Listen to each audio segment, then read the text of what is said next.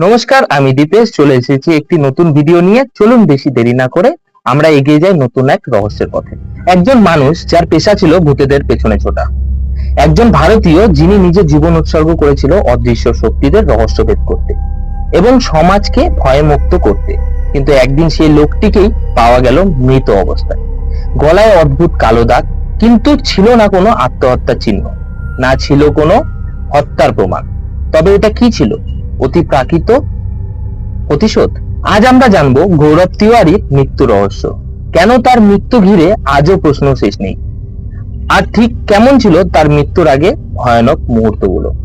গৌরব তিওয়ারি ভারতের প্রথম সারির একজন প্যারানর্মাল ইনভেস্টিগেটর। তার জন্ম 1984 সালে লখনৌয়ে। ছেলেবেলা থেকেই ভয় ও ভূতের প্রতি তার ভীষণ কৌতূহল।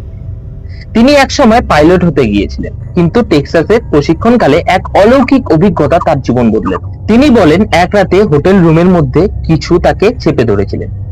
তিনি চোখ খুলে নড়তে পারছিলেন না। তখন থেকেই তিনি বুঝলেন আমাদের দৃষ্টির বাইরেও কিছু রয়েছে। এরপর থেকে প্যারানর্মাল অ্যাক্টিভিটি নিয়ে কাজ শুরু করলেন তিনি। 2009 সালে গড়ে তুললেন ইন্ডিয়ান প্যারানর্মাল সোসাইটি। ভারতের 600টির বেশি ভৌতিক ঘটনা তদন্ত করে তিনি। তার কয়েকটি বিখ্যাত case Bhangarh fort Rajasthan, G P block Meerut, Shaniwar Wada Pune, Ramoji film city. তিনি প্রায়ই বলতেন, ভূত বলে কিছু তো আছে, কিন্তু তার বৈজ্ঞানিক ব্যাখ্যা চাই। তার লক্ষ্য ছিল ভয়কে দূর করে সত্য উন্মোচন। তার মৃত্যুর পর তার পরিবার বলেছিল, মৃত্যুর 2-3 দিন আগে থেকেই সে অস্থির ছিল, বারবার বলছিল কিছু আমাকে টানছে, আমি হেরে যাচ্ছি। তার আচরণে ছিল আতঙ্ক, ঘুম কমে গিয়েছিল, মনে হতো তার উপর যেন কিছু ভর করেছে, কিন্তু তা চোখে দেখা যায় না। ধীরে ধীরে সেই শক্তি গৌরবকে গ্রাস করছিল। 7ই জুলাই 2016 সকাল 11টা নাগাদ সে নিজের ঘরের দরজা বন্ধ করে দেয়। আধ ঘন্টা পর দরজা না খোলায় পরিবারের লোকেরা দরজা ভেঙে ঘরে প্রবেশ করে এবং বাথরুমে অচেতন অবস্থায় গৌরবকে পাওয়া যায়।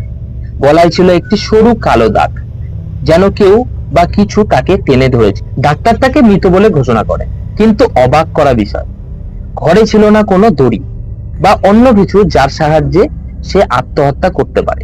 তবুও পুলিশ জানায় আত্মহত্যা হতে পারে, কিন্তু পরিবার জানায় গৌরব আত্মহত্যা করতেই পারে না। বিশেষ করে একটি পসেশন কেস, যার ভিডিও ফুটেজও ছিল।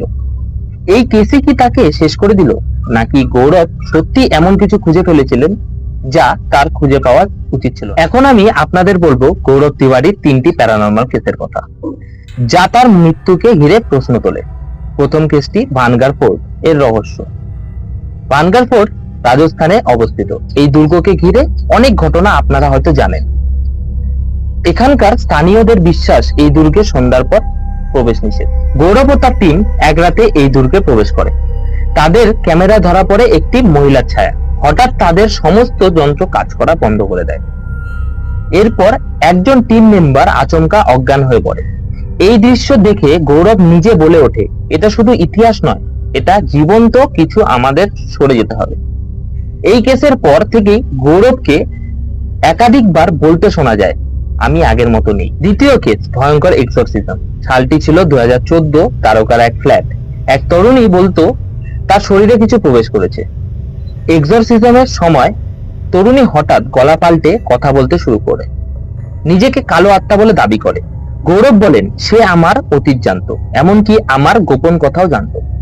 তরুণী হঠাৎ বলে বসে, তুই আমায় থামাতে চাস, তোর সময় শেষ। পরবর্তী কয়েক সপ্তাহ গৌরব ঘুমাতে পারত না। সে বলতো আমার উপর নজর আছে। তৃতীয় কেস পসেশন কেস, লখনৌ। সালটি ছিল 2016। এক পুরনো পরিত্যক্ত বাংলো। এক যুবক দিনের পর দিন অদ্ভুত আচরণ করছিল, জোরে আওয়াজ করে নিজের শরীর কেটে ফেলে। গৌরব তার বাড়িতে যান ইনভেস্টিগেট করতে।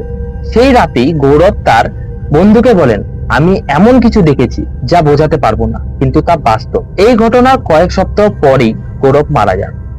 একের পর এক ঘটনাগুলির পর থেকেই গৌরবের অস্থিরতা বাড়তে থাকে। তার ডায়েরিতে লেখা ছিল, আমি ঠিক জানি না আমি বাঁচবো কিনা, কিন্তু যদি না বাঁচি জানবে আমি একা ছিলাম না।